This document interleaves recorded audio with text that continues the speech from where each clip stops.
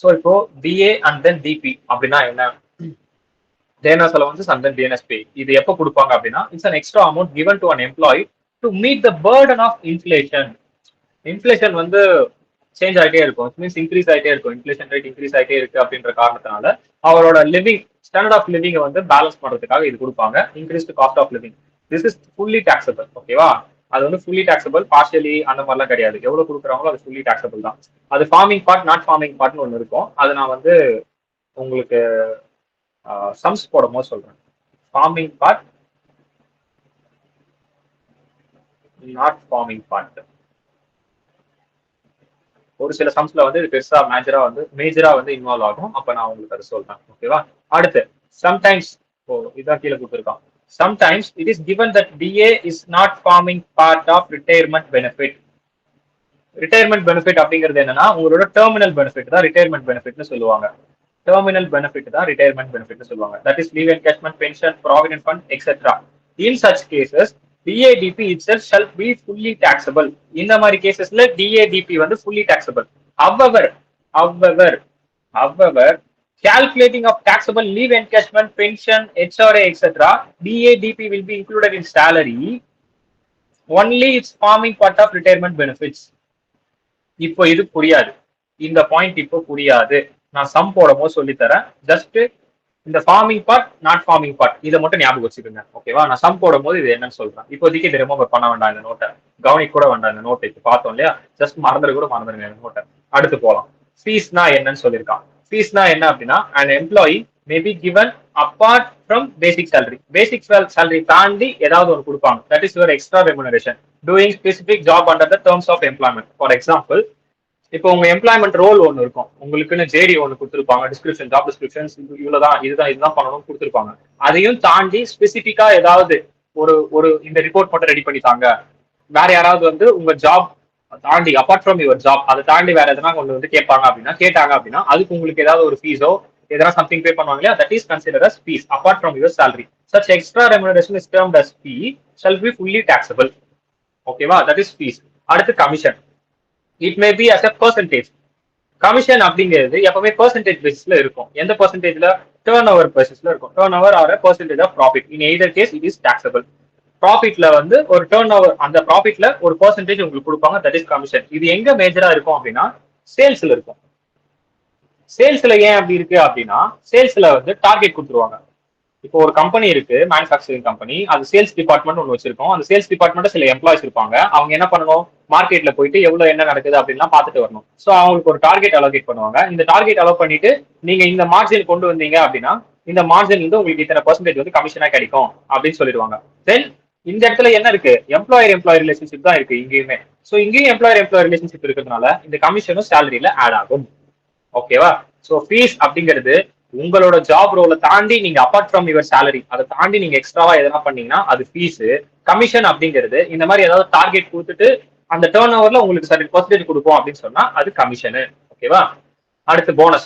Bonus maybe கான்ட்ராக்சுவலாவும் இருக்கலாம், வாலண்டரியாவும் இருக்கலாம். Either case it is fully taxable. எப்படின்னா கான்ட்ராக்சுவல் அப்படின்றது என்னன்னா கான்ட்ராக்ட் போட்டிருப்பாங்க. ஓகே, நீங்க வந்து இந்த இந்த பீரியட்ல ஒரு 6 மந்த்துக்குள்ள, இப்போ இந்த 6 மந்த்துக்குள்ள உங்களோட ஜாப் வந்து பாத்தீங்கன்னா கிட்டத்தட்ட நீங்க ஒர்க் பண்றதுக்கு 2 ஹவர்ஸ் எடுத்துக்குது. நீங்க இதை 1 hour கொண்டு வந்துட்டீங்க வித்தின் 6 மந்த்ல அப்படின்னா உங்களுக்கு போனஸ் கான்ட்ராக்சுவல். வாலண்டரியா கொடுப்பாங்க, Puja bonus, Deepavali bonus, Pongal bonus, அது வாலண்டரி. எதுவா வேணா இருக்கட்டும், இட் இஸ் ஃபுல்லி டாக்ஸபிள். அடுத்து நோட். என்ன நோட்டு? போனஸ்க்கு தான் ஏதாவது நோட் இருக்கும். Contractual bonus is taxable as bonus, whereas voluntary bonus is taxable focus. பாத்தியா? கான்ட்ராக்சுவல் போனஸ் வந்து போனஸ்னே வந்துருமா, வாலண்டரியா கொடுக்குற போனஸ் பெர்குசிட்ஸ்ல வருமா. அப்போ நான் இப்ப இங்க ஒன்னு கொடுத்துருந்தேன் ஒரு எக்ஸாம்பிள், ஞாபகம் இருக்கா? இங்க நான் போனஸ்னு ஆட் பண்ணிருக்கேன், அதுல அதர் போனஸ் வரும் அப்படின்ற மாதிரி சொல்லியிருந்தேன். அப்ப இந்த போனஸ் என்னன்னா voluntary bonus, Puja bonus, Deepavali bonus, Pongal bonus, இதெல்லாம் வந்து தானாவே கொடுக்கறது. அப்போ இதெல்லாம் என்னது, கிட்டத்தட்ட ஒரு நான் மானிட்டரி பெனிஃபிட் மாதிரி தான். அப்போ அது பெர்குசிட்ஸ் அண்டர்ல வந்துடும். பட் ஆனா காமனான போனஸ் கொடுத்தாங்க, கான்ட்ராக்சுவல் போனஸ் கொடுத்தாங்க அப்படின்னா அது இங்க வரும், ஜெனரல்ல போனஸ் அப்படின்னு ஜெனரல்ல வரும். ஓகேவா? போனஸ்க்கு டெஃபினிஷன்ஸ் புரிஞ்சுக்கோங்க. 2 போனஸ் இருக்கு, அதையும் நல்லா நோட் பண்ணிக்கோங்க. ஓகே, கான்ட்ராக்சுவல் போனஸ்னா அது போனஸ்லயே டாக்ஸபிள் ஆகும். வாலண்டரி போனஸ்னா அது பெர்குசிச்சல் டாக்ஸபிள். டாக்ஸபிள் எப்போ இந்த இயர் ஆஃப் ரெசிப்ட். இப்போ arrear bonus is received assessee can claim relief 89(1). இந்த 89(1) நீங்க கவலைப்பட வேண்டாம், உங்களோட செக்ஷன் சில இருக்கு. நான் ரிலீஃப் நடத்தும் போது அதை சொல்றேன். 89(1) ரிமெம்பரும் பண்ணுவேன், கவலைப்படாதீங்க. அப்போ 89(1) நான் நடத்தும் போது அது கொண்டு வந்து சேலரியில லிங்க் பண்ணுவேன். சேலரியில நம்ம இந்த இடத்துல இந்த பாயிண்ட் பார்த்தோம் அப்படின்னு நான் உங்களுக்கு லிங்க் பண்ணுவேன், கவலைப்பட வேண்டாம். Okay done. இது வரைக்கும் புரிஞ்சுச்சா? டிஏ டிபி இதெல்லாம் புரிஞ்சுச்சா? உங்க புக்ல போங்க, பேசிக் சேலரினா என்னன்னு அப்படி காமனா கொடுத்துருப்பான். இப்போ பே ஸ்கேல் அப்படிங்கிறது என்ன அப்படின்னா,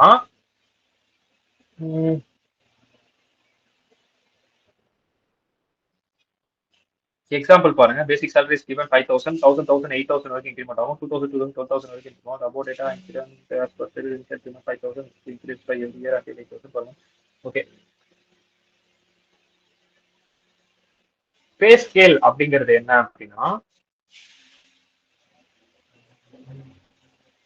அங்க என்னென்ன அமௌண்ட் இருக்கு? 5,000, 1,000, 8,000, 2,000, 12,000 இப்படிதானே இருக்கு, கரெக்டா? ஸோ இதை வச்சு நம்ம எப்படி பே ஸ்கேல்னா என்னன்னா அப்படின்னா, இப்போ நம்ம எந்த இயர்ல இருக்கோம் அப்படின்னா 2024-25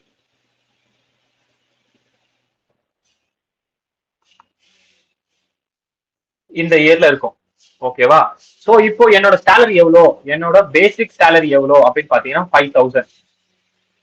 என்னவா, இப்போ வருஷம் வந்து 1,000 ரூபாய் ஆட் ஆயிட்டே வரும். 2025-26 1,000 ரூபாய் ஆட் ஆகும். 2026-27 1,000 ரூபாய் ஆட் ஆகும். 2027-28 மறுபடியும் ஒரு 1,000 ரூபாய் ஆட் ஆகும். இப்போ எனக்கு 8,000 ரூபாய் தொட்டுட்டேன். ஓகேவா? எந்த வருஷத்துல 8,000 ரூபாய் தொட்டிருக்கேன்? 2027-28ல 2027-28ல நான் 8,000 ரூபாய் தொட்டுட்டேன். கரெக்டா? கரெக்டா? இப்போ அடுத்து என்ன ஆகும் பே ஸ்கேல் அப்படின்னா, 2028-29ல இருந்து 2,000 ரூபாய் ஆட் ஆகும். 1,000 ரூபாய் ஆட் ஆகாது, 2,000 ரூபாய் ஆட் ஆகும். அப்போ 10,000 ரூபாய். அடுத்து 2029-30 மறுபடியும் 2,000 ரூபாய் ஆட் ஆகும். அப்போ 12,000 ரூபாய். அப்போ என்னோட சேலரி 2029-30 2029-30 அப் டு 2029-30 வரைக்கும், இந்த பீரியட் வரைக்கும், எப்பத்துல இருந்து 2024-25ல இருந்து 2029-30 வரைக்கும், இது என்ன பீரியட்? எனக்கு பே ஸ்கேல் பீரியட். புரியுதா? இதுதான் பே ஸ்கேல். 1,000 ரூபாய் இன்க்ரீஸ் ஆயிட்டே வந்துச்சு. ஒன்ஸ் அது 8,000 ரூபாய் தொட்டிருச்சு அப்படின்னா 2,000 ரூபாய். ஒன்ஸ் அது 12,000 ரூபாய் தொட்டுச்சு அப்படின்னா பீரியட் முடிஞ்சிருச்சு. மேபி இதுக்கப்புறம் இவன் 4,000 ரூபாய் கொடுத்துட்டு இந்த இடத்துல ஒரு 20,000 ரூபாய் கொடுத்துருக்கான்னு வச்சுக்கோங்க. அப்போ 2 டைம் மறுபடியும் 4,000 ரூபாய் ஆட் ஆகும். புரியுதா? பே ஸ்கேல் இப்படிதான். பே ஸ்கேல் புரிஞ்சுதா இல்ல கன்ஃபியூஸா இருக்கா? பே ஸ்கேல் ஓகே இல்லையா? இதுதான் பே ஸ்கேல். Okay done. வேற யாருக்காவது புரியலன்னா கேளுங்க, சொல்லு. ஸோ அதுதான் உங்க புக்ல கொடுத்துருப்போம். That is pay scale. ஓகேவா? ஜஸ்ட் இப்போ கோ த்ரூ பண்ணீங்கன்னா போதும்.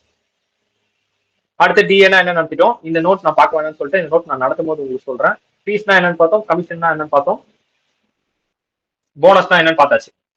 ஓகேவா? ஸோ இப்போ retirement benefits which means your terminal benefits. நம்ம அந்த 5 பார்ட்ஸ் பார்த்தோம் இல்லையா? அந்த 5 பார்ட்ஸ்ல இப்போ என்ன முடிச்சிருக்குன்னா ஜென்ரல் முடிச்சிட்டோம். ஜென்ரல்ல முடிச்சிட்டோம் அப்படின்னா உங்களுக்கு பேசிக் சேலரினா என்னன்னு தெரிஞ்சிச்சு, ஃபீஸ்னா என்னன்னு தெரிஞ்சிச்சு, கமிஷனா என்ன தெரிஞ்சிச்சு, போனஸ்னா என்னன்னு தெரிஞ்சிச்சு. அதனால நம்ம ஜென்ரல் பார்ட்டை முடிச்சிட்டோம். ஜென்ரல் பார்ட்னா இதோ இங்க இருக்கு இல்லையா, கிராஜுவிட்டி வராது. இது வரைக்கும் தான் ஜென்ரல் முடிஞ்சு. இப்போ அடுத்த டெர்மினல் பெனிஃபிட்ஸ் நான் சொன்னேன் இல்லையா, gratuity, retirement compensation, voluntary retirement இதெல்லாம் சொன்னேன் இல்லையா. இப்போ அந்த கால்குலேஷனுக்கு போறோம். ஓகேவா? கிராஜுவிட்டி அப்படின்னு பாக்குறோம் அப்படின்னா உங்க புக்ல எல்லாம் பார்க்க வேண்டாம், கரெக்டா நம்ம இது பார்த்துக்கலாம். பிபிடி புக்ல ரொம்ப கன்ஃபியூஸா இருக்கும். ஸோ கிராஜுவிட்டி அப்படின்னு எடுத்துக்கிட்டோம் அப்படின்னா only for the employees, not for the example. இது எக்ஸ் ஏஜென்ட் இல்ல, எக்ஸாம்பிள் அது. ஓகேவா? இசின்னு வந்திருக்கணும். Not for other. Example agent. ஏஜென்ட்டுக்குலாம் வந்து கிராஜுவிட்டி கிடைக்குமான்னு கேட்டா கிடையாது. வெறும் எம்ப்ளாய்க்கு மட்டும் தான் வந்து கண்டிப்பா கிடைக்கும். மேபி நீங்க ஏஜென்ட்டுக்கும் கிராஜுவிட்டி கொடுக்குற மாதிரி இருந்தா அது அண்டர் த சேலரி கீழ் வராது. ஓகேவா? ஸோ இப்போ கிராஜுவிட்டி அப்படின்னு எடுத்துக்கிட்டோம் அப்படின்னா அது வந்து ரெண்டா பிரிக்கிறோம். நான் கவர்மெண்ட் எம்ப்ளாயி, கவர்மெண்ட் எம்ப்ளாயி அப்படின்னு ரெண்டா பிரிப்போம். இங்க கவர்மெண்ட் இருக்குங்க. நான் government employee, government employee. Gratuity ரெண்டா பிரியுது. கவர்மெண்ட் எம்ப்ளாயி, நான் கவர்மெண்ட் எம்ப்ளாயின்னு ரெண்டா பிரியுது. அதுல நான் கவர்மெண்ட் எம்ப்ளாயி கீழே அது இன்னும் ஒரு ரெண்டா அடிஷனலா பிரியுது. என்னன்னு பாத்தீங்கன்னா covered by POGA act, not covered by POGA act. போகானா பேமெண்ட் ஆஃப் கிராஜுவிட்டி ஆக்ட். ஓகேவா? ஓகேவா? இது வரைக்கும் ஓகேவா? கிராஜுவிட்டி அப்படின்னு எடுத்துக்கிட்டோம்னா மொத்தம் 2 டைப்ஸ் ஆஃப் எம்ப்ளாயி வராங்க. நான் கவர்மெண்ட் எம்ப்ளாயி, கவர்மெண்ட் எம்ப்ளாயி. அதுக்கப்புறம் நான் கவர்மெண்ட் எம்ப்ளாயி அண்டர்ல அது ரெண்டா பிரியுது. என்னன்னு பிரியுதுன்னா covered by POGA act, not covered by POGA act. போகா ஆக்ட்ல கவர் ஆனா என்ன, போகா ஆக்ட்ல கவர் ஆகலன்னா என்ன. அது எப்படி கவர் ஆவாங்கன்னா அவங்களுக்கு சில கண்டிஷன்ஸ் கிரைட்டீரியாஸ் இருக்கும். கண்டிஷன்ஸ் இருக்கும். அந்த கண்டிஷன்ஸ் எல்லாம் சாட்டிஸ்ஃபை பண்ணாங்க. இப்ப எப்படி ரெசிடென்ட் சாட்டிஸ்ஃபை பண்ணா ரெசிடென்ட் சொல்றோம். அந்த மாதிரி சில கண்டிஷன் எல்லாம் சாட்டிஸ்ஃபை பண்ணாங்கன்னா அவங்க போகா ஆக்ட்ல வந்துருவாங்க. பண்ணல அப்படின்னா நாட் போகா ஆக்ட்ல வந்துருவாங்க. ஆனா நாங்க இந்த கண்டிஷனும் சேர்த்து படிக்கணுமானா இல்ல, கிடையாது. அவன் கொஸ்டின்ல குடுத்துருவான். கவர்ட் அண்டர் போகாவா, நாட் கவர்ட் அண்டர் போகாவா, அவனே கொஸ்டின்ல குடுத்துருவான். So you don't bother about the POGA act. ஓகேவா? வெறும் கவர்டா நாட் கவர்டா இது மட்டும் தான் உங்க மைண்ட்ல இருக்கணும். கவர்மெண்ட் எம்ப்ளாய்க்கு வந்து கிராஜுவிட்டி வருது அப்படின்னா gratuity received at the time of termination of service by government employee is fully exempted tax under 10-10-1. 10-10-1 எங்க பார்த்த மாதிரி இருக்கா இந்த 10? உங்களோட செக்ஷன் ஏல, இண்டெக்ஸ் செக்ஷன் ஏல 4th சாப்டர். நான் வந்து அதை படிக்காதீங்க, நீங்க அதை ஃபுல் ஹெட்லயே படிச்சிருவீங்கன்னு நான் சொன்னேன் இல்லையா? அதுக்கான ஒரு எக்ஸாம்பிள். இப்போ நீங்க போயிட்டு அதுல போயிட்டு உங்க புக்ல போயிட்டு அந்த சாப்டர்ல 10-10-1 எடுத்தீங்கன்னா அங்க இருக்கும் இது கவர்மெண்ட் எம்ப்ளாய்க்கு வந்து எக்ஸம்ப்டட் அப்படின்னு இருக்கும். ஓகேவா? கவர்மெண்ட் எம்ப்ளாய்க்கு எப்பதான் exempted? At the time of termination of service by government employee. டெர்மினேஷன்னா என்ன? அவரோட பீரியட் முடிஞ்சிருச்சு. அதாவது அவர் வந்து காலத்தை முடிச்சிட்டார், காலம் கழிச்சு ரிட்டையர்மெண்ட் ஆயிட்டார் அப்படின்னா தான் அது எக்ஸம்ப்டட். சர்வீஸ்ல இருக்கும் போதே கிராஜுவிட்டியை வந்து ரிசீவ் பண்ணியிருந்தாருன்னா டாக்ஸபிள் ஆயிடும் கவர்மெண்ட் எம்ப்ளாய்க்குமே. ஓகேவா? சோ இப்போ வரைக்கும் உங்க மைண்ட்ல என்ன இருக்கணும்னா நான் கவர்மெண்ட் எம்ப்ளாய்க்கு டாக்ஸபிள், கவர்மெண்ட் எம்ப்ளாய்க்கு நான் டாக்ஸபிள். கரெக்டா? இப்போ இவங்களுக்கு டாக்ஸபிள் ஆகுதுன்னா அது இன்னும் ரெண்டா பிரியுது. போகா ஆக்ட்ல கவர் ஆகுதான்னு பாக்குறோம், இல்ல நாட் கவரான்னு பாக்குறோம். போகாவா நாட் போகாவான்னு பாக்குறோம். ஓகேவா? ஓகே. சோ இது நாட் டாக்ஸபிள் பார்த்தாச்சு. But does not include employee of statutory corporation. Lessons statutory employee வேற யாரா இருக்காங்க அப்படின்னா அவங்க எல்லாம் இதுல இன்க்ளூட் ஆக மாட்டாங்க. ஸ்டாச்சுட்டரி கார்பரேஷன் எம்ப்ளாயி தான் என்ன சொல்லலாம், பார்லிமெண்ட்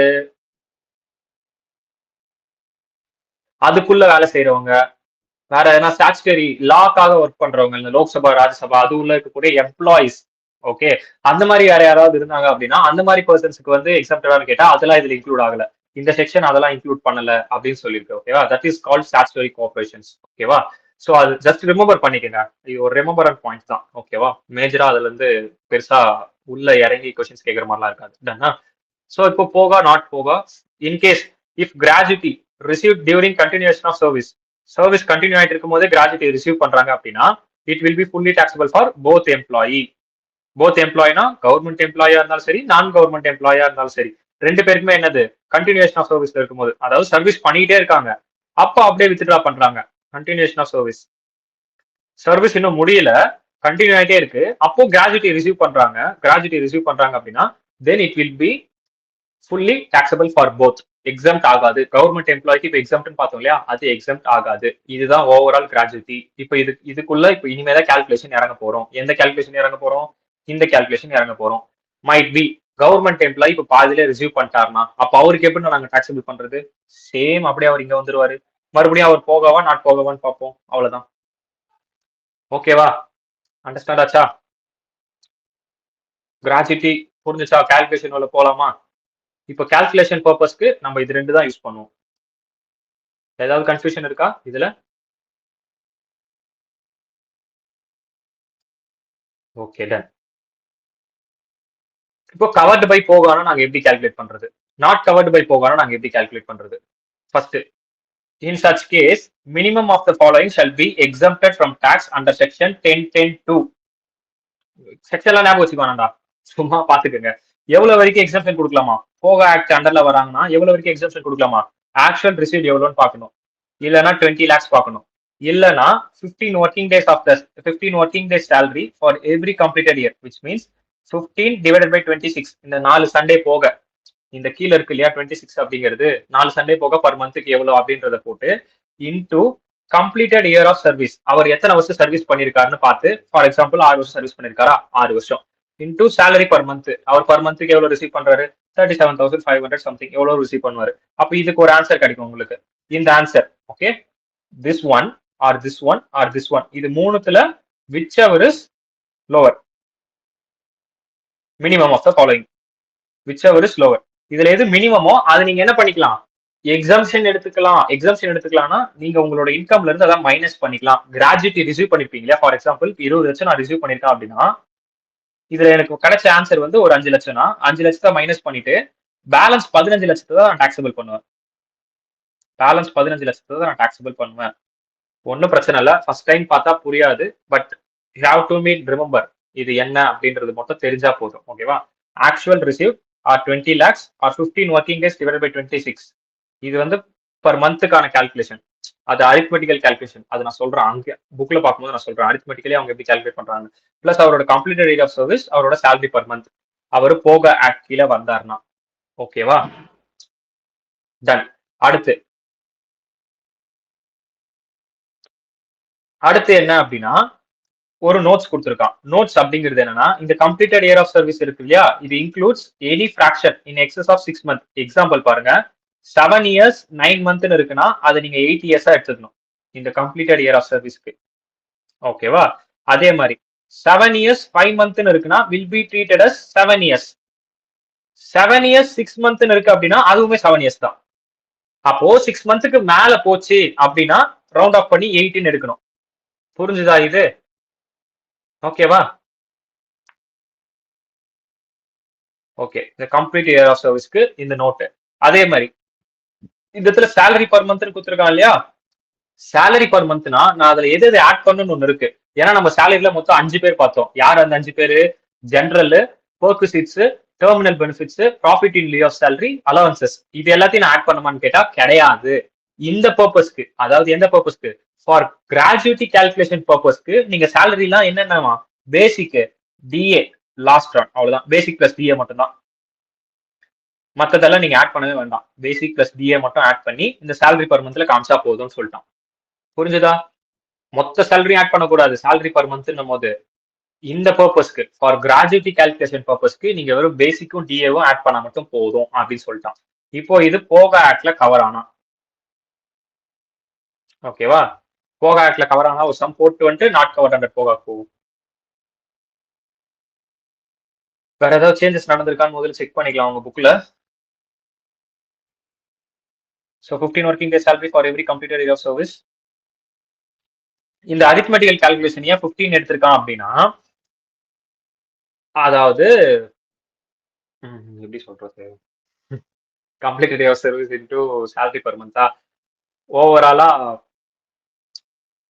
ஹியர் அந்த எக்ஸம்ஷன் அவங்க கொடுக்கும் போது இந்த 15 days இருக்கு இல்லையா, இதை மட்டும் தான் ஒர்க்கிங் டேவை கன்சிடர் பண்றாங்க. ஃபார் தட் எக்ஸம்ஷன் ஒர்க்கிங் டேஸா இதை மட்டும் தான் கன்சிடர் பண்றாங்க டு கிவன் திஸ் எக்ஸம்ஷன், இந்த எக்ஸம்ஷன் கொடுக்கறதுக்கு. அப்படி இருக்கும்போது அவரோட சேலரி பர் மந்த் எவ்வளோ, இங்க பர் மந்த்துக்கு போடுறீங்க, இங்க எடுக்கும் போது ஓவரால் இயருக்கு எடுக்கிறீங்க எத்தனை வருஷம். ஃபார் எக்ஸாம்பிள் அவர் வந்து 7 வருஷம் பண்ணிருக்காரு சர்வீஸ், இங்க ஒரு 30,000 இருக்கு அப்படின்னா 7 வருஷம் இன்ட்டு 30,000, இங்க மாசத்துக்கு இருக்கு ஆனா இங்க வருஷத்துக்கு இருக்கு. ஓகேவா? இந்த கால்குலேஷன் அப்படிதான் இருக்கு. அப்போ இப்போ 30 into 7 போட்டீங்க அப்படின்னா ஆல்வேஸா 2,10,000 அப்படின்னு வரும். இந்த 2,10,000 அப்படிங்கிறது வருஷத்துக்கா அப்படின்னு கேட்டா கிடையாது, மந்த்துக்கு தான் இருக்கு. நல்லா அண்டர்ஸ்டாண்ட் பண்ணுங்க, மந்த்துக்கு இருக்கு. ஏன், என்ன ரீசன் அப்படின்னா, இந்த இடத்துல completed of year of service நீங்க எடுக்கிறது லாஜிக்கலி வருஷத்துக்கு, பட் கால்குலேஷன் பர்பஸ் மேத்தமெட்டிக்கலி பாத்தீங்கன்னா 7. ஏன், ஏன்னா இங்க பர் மந்த்னு இருக்கு. புரியுதா? அந்த ஃபார்முலா புரியுதா? ஆனா கம்ப்ளீட்டட் இயர் ஆஃப் சர்வீஸ் 7 வருஷம்னா அப்ப அந்த 30,000 into 7 போட்டா 7 வருஷத்துக்கானது 30,000 அப்படின்றது கிடையாது. புரிஞ்சுதா? அது இந்த இடத்துல இந்த கால்குலேஷன் பொறுத்த வரைக்கும் இது ஒரு நம்பர் தான், அந்த 7ங்கிறது நம்பர் தான். வருஷத்துக்கு நீங்க வச்சுட்டீங்கன்னா கன்ஃபியூஸ் ஆயிடும் ஃபார்முலா. சோ அப்ப இந்த 2,10,000 அப்படிங்கிறது மந்த் வைஸ் இருக்கு. மந்த்துக்கு ஒரு மந்த்துக்கு எத்தனை நாள் அப்படின்னு போட்டோம்னா சண்டேஸ்லாம் போக 26 அப்படின்னு இவனுங்க ஒரு கால்குலேஷன் வச்சிருக்கானுங்க. இப்போ 26 டேஸ்ல எத்தனை டேஸ் வரைக்கும் தான் நான் எக்ஸம்ஷன் கொடுக்கணும் அப்படின்னு ஃபார்முலா படி அவங்க அரித்மெட்டிக்கல் கால்குலேஷன் பண்ணிருக்காங்கன்னா 15 நாள் ஒர்க்கிங் டேவா எடுத்துக்க. 26 நாள் போட்டா ஒரு நாளைக்கானது எவ்வளவு தெரிஞ்சிருமா? 2,10,000 மந்த்துக்கு இருக்கு. டிவைட் பை 26 போட்டோம்னா ஒரு நாளைக்கானது எவ்வளவு தெரிஞ்சிடும். ஒரு நாளைக்கு நான் எவ்வளவு எக்ஸம்ஷன் கொடுக்கணும். அப்போ அது 15க்கு நம்ம பண்ணோம் அப்படின்னா எவ்வளவு வரும் அப்படின்றதுதான் இங்க இருக்க கால்குலேஷன். ஓகேவா? நோட்ஸ் எல்லாம் மட்டும் பாத்துக்கோங்க. அந்த சீசனபிள் எஸ்டாப்ளிஷ்மெண்ட்னா அந்த 15 டேஸ் 7 டேஸா மாத்திருப்பானுங்க. அதுக்கப்புறம் பீஸ் ரேட்டா இருந்தா அதை மாத்திருப்பாங்க. கம்ப்யூட் பண்றது வந்து டோட்டல் வேஜஸ்ல வந்து excluding wages for overtime exclude பண்ணிட்டு receive for period of 3 months immediately preceding the termination of his employment, which means 3 months வச்சு கால்குலேஷன் பண்ணிருப்பாங்க. In case of piece rate employee இருந்தாங்கன்னா இதெல்லாம் புதுசா ஆட் பண்ணிருக்கக்கூடிய ப்ரொவிஷன்ஸ். ஓகேவா? Just you have to be remember இந்த note மட்டும் remove பண்ணிக்கங்க. சீசனலா இருந்தா 15 7 மாத்துறானுங்க. இன் கேஸ் வந்து இந்த பீஸ் ரேட்டா இருந்தா 15 டேஸ் தான். பட் ஆனா 3 months பிஃபோரா எவ்வளவு ரிசீவ் பண்ணிருப்பானோ அதை பேஸா வச்சு பண்ணிருக்கானுங்க. சம் இருந்தா பார்ப்போம். அதர்வைஸ் அதுக்கு ஒரு சம் நம்ம எடுத்து ஒர்க் அவுட் பண்ணுவோம். ஓகேவா? Just you have to be remember. இப்போ இல்லஸ்ட்ரேஷன் 2 பார்ப்போம். Ashok, an employee of ABC Limited, எவ்வளவு ரிசீவ் பண்ணிருக்காரு? 8,05,000 as a gratuity under payment of Gratuity Act 1972. Okay, under payment of Gratuity Act POGA போகா act கீழே வாங்கியிருக்காருன்னு சொல்லிட்டான். அப்போ இட்ஸ் கவர்ட் அண்டர் போகா. First point. அடுத்து he retires on 10th September 2023. Retire எப்போ ஆகுறாராம்? 10th செப்டம்பர்ல retire ஆகுறாரு. 10th September 2023. ஓகேவா? After rendering service of 35 years and 7 months தான். எத்தனை வருஷம் சர்வீஸ் பண்ணிருக்காரு? 35 years 7 months. இப்போ நம்மளுக்கு ஃபிராக்ஷன் வந்துச்சு அப்படின்னா நம்ம ரவுண்ட் ஆஃப் பண்ணணும்னு பார்த்தோமா? எதுக்காக? கம்ப்ளீட்டட் இயர் ஆஃப் சர்வீஸ் எடுக்கணும்னு. 6க்கு மேல இருந்தா நம்ம ரவுண்ட் ஆஃப் பண்ணி எடுத்துக்கோம். அப்போ நீங்க இங்க எவ்வளவு எடுத்துக்கணும்? 36 அப்படின்னு எடுத்துக்கணும். The last drawn salary was 32,700 per month. அவன் வந்து இந்த இடத்துல டிஏ சேலரி அப்படின்னு தனியா பிரிச்சு கொடுக்கல. அவனே டைரக்டா கொடுத்துட்டான். 32,700 அப்படின்னு கொடுத்துட்டான். Calculate the gratuity. நம்ம எப்படி கால்குலேட் பண்ணுவோம் கிராஜுவிட்டி? ஃபர்ஸ்ட் இது கவர்ட் அண்டர் போகா. மினிமம் ஆஃப் த ஃபாலோயிங் ஒரு 3 பார்த்தோம். விச் எவர் இஸ் லோவர்ல. ஃபர்ஸ்ட் என்ன பார்த்தோம்? Actual gratuity receive. Actual gratuity receive எவ்வளோ? 8,05,000. கரெக்டா? மேல கிராஜுவிட்டி ரிசீவ் அது வேற. அந்த இடத்துல அமௌண்ட்னு போட்டு வெளியே அவுட்டர் காலம்ல ஒரு 8,05,000 போட்டிருப்பான். அதுல இருந்து இப்ப நீங்க எவ்வளவு மைனஸ் பண்ணணும் தான் இப்ப நீங்க பாக்குறீங்க. ஓகேவா? சோ இப்ப வந்து பாத்தீங்கன்னா இந்த அவுட்டர் காலம்ல போட்டிருக்கக்கூடிய இது வந்து பாத்தீங்கன்னா 8,05,000. இது வேற லெசன்ஸ். இவ்வளவு கிராஜுவிட்டி நீங்க ரிசீவ் பண்ணிருக்கீங்கன்னு போட்டிருக்கீங்க. இங்க போடக்கூடிய 8,05,000 கால்குலேஷன் பர்பஸ்க்காக. Okay, for calculation purpose. Calculation பர்பஸ்க்கு நம்ம போடுறோம் அப்படின்னா கால்குலேஷன் பர்பஸ்க்கு நம்ம போடுறோம் அப்படின்னா என்ன பண்ணணும் அப்படின்னு பாத்தீங்கன்னா ஃபர்ஸ்ட் 8,05,000 போடுவோம். அப்புறம் ஸ்டாச்சுட்டரி அமௌண்ட் அப்படிங்கிறது நத்திங். ஸ்டாச்சுட்டரி லிமிட் நம்மளுக்கு எவ்வளவு கொடுத்துருக்காங்க அப்படின்னா 20 lakhs கொடுத்துருக்காங்க. ஸோ அந்த ஸ்டாச்சுட்டரி லிமிட் அதை நம்ம 20 lakhs போட்டாச்சு. ஸ்டாச்சுட்டரினா அதாவது கவர்மெண்டா கொடுத்துருக்கக்கூடியதான் ஸ்டாச்சுட்டரி அப்படின்னு நம்ம சொல்லுவோம். இப்போ கவர்மெண்ட் அப்படின்னா எப்படி சொல்றாங்க? இப்போ ஸ்டாச்சுட்டரி ஆடிட்ல நீங்க கேள்விப்பட்டிருப்பீங்க. நீங்க இது படிக்கும் போது என்னது ஆடிட் படிக்கும் போது நீங்க ஸ்டாச்சுட்டரி ஆடிட்ல கேள்விப்பட்டிருப்பீங்க. ஸ்டாச்சுட்டரி ஆடிட்ல மேண்டேட்டரி, விச் மீன்ஸ் அது ஃபிக்ஸ் பண்ணிருப்பாங்க இப்படிதான் அப்படின்ட்டு. ஸோ அதே மாதிரி சேம் ஸ்டாச்சுட்டரி அமௌண்ட் அப்படிங்கிறது ஃபிக்ஸ் பண்ணிருப்பாங்க. இந்த ஆடிட் இப்படிதான் பண்ணணும் ஃபிக்ஸ் பண்ண மாதிரி இங்க ஸ்டாச்சுட்டரி அமௌண்ட் ஃபிக்ஸ் பண்ணிருப்பாங்க. அது ஒரு 20 lakhs. நம்ம கால்குலேஷன் அரித்மெட்டிக்கல் கால்குலேஷன் படி பர் டேக்கு எவ்வளவு கண்டுபிடிச்சு அதை 15 டேஸ்க்கு கொடுக்கணும். அதான் கால்குலேஷன். அப்போ 15 divided by 26 into completion of service 36. Salary எவ்வளோ? 32,700. ஸோ அதை கால்குலேட் பண்ணா 6,79,154 வரும். இது மூணுத்தையும் கம்பேர் பண்ணி விச் எவர் இஸ் லோவர் எடுப்போமா? விச் எவர் இஸ் லோவர் எடுத்தோம்னா 6,79,154. ஸோ இதை மைனஸ் பண்ணீங்கன்னா டாக்ஸபிள் கிராஜுவிட்டி இங்க நல்லா பாருங்க. Taxable gratuity 1,25,846. இதுதான் நீங்க எங்க கொண்டு போகணும்? இப்போ சேலரி கொண்டு போகணும். அண்டர் த ஹெட் சேலரியில நம்ம டெர்மினல் பெனிஃபிட்ஸ் பார்த்தோம் இல்லையா?